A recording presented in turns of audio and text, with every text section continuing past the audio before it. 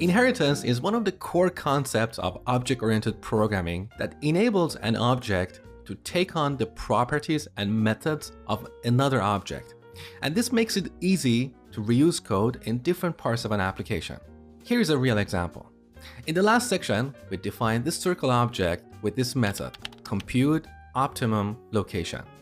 Now, for this discussion, let's imagine here we're working with a class. So let's imagine circle is a class and not an object. I want to explain inheritance in its classical terms.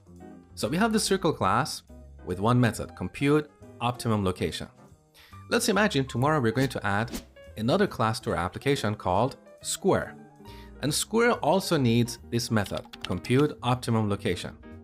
For now, let's imagine the implementation of this method is exactly the same across these two different classes. We don't want to repeat this implementation because if there is a bug in this implementation, we have to fix it in multiple places. Or if we decide to change the implementation and make it better, again, we have to repeat this in different places.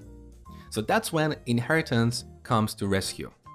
We can define a new class called shape, put this method there, and have circle and square inherit this method from the shape class. Now in inheritance, we have a few terms that you should be familiar with because I'm going to use these terms throughout this course. In this diagram, we refer to the shape class as the base class or superclass or parent class. All these terms are exactly the same. Different tutorials and different books use different terms.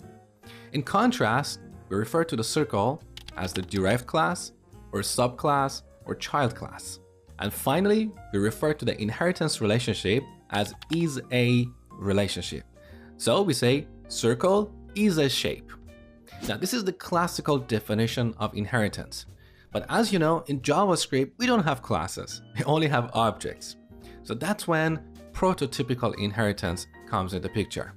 So essentially we have two types of inheritance, classical and prototypical. And that's one of the topics for interview questions. So what is a prototypical inheritance? That's the topic for the next lecture.